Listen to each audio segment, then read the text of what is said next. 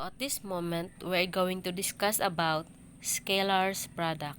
So, scalars product. So, the scalars product or dot product of vector A and B is defined by A times B is equal to absolute value of A, B cos theta. So, where theta is the smaller angle between the two vectors, then they are drawn with a common initial point. So, like for example, here in the figure, so we are going to define A times 0 is equal to 0 times A is equal to 0. So, muna siyang symbols, muna siyang theta.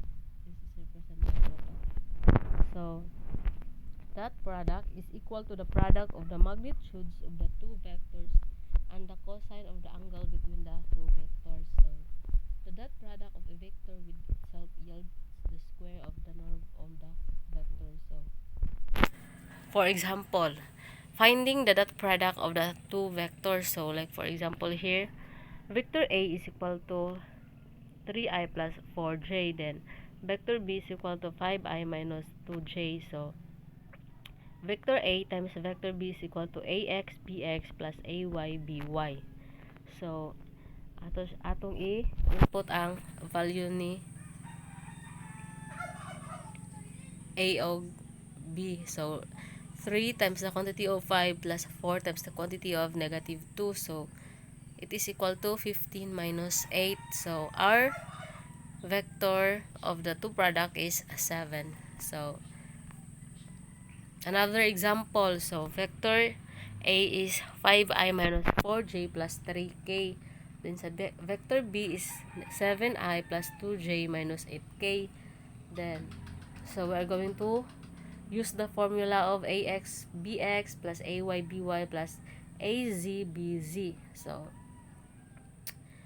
input na to ay lang value. So, 5 times the quantity of 7 plus negative 4 times the quantity of 2 plus 3 times the quantity of negative 8. So, the vector A times vector B is equal to 35 minus 8 minus 24. So, the answer is 3. So, this will be our vectors.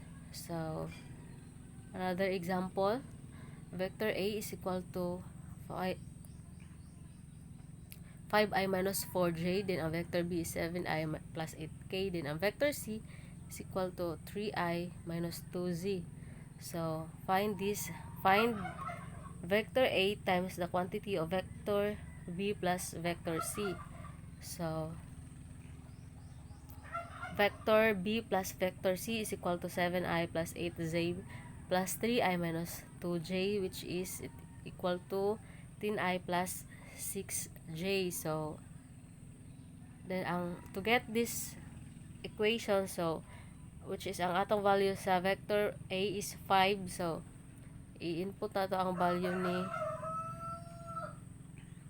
vector B plus C, which is 10. Then, plus negative 4, which is kani negative 4j, which is represent as vector A. So, times 6j. So, kani dali. So, the answer is 50 minus 24. Then, it is equal to 26. So, that would be all. Thank you for listening.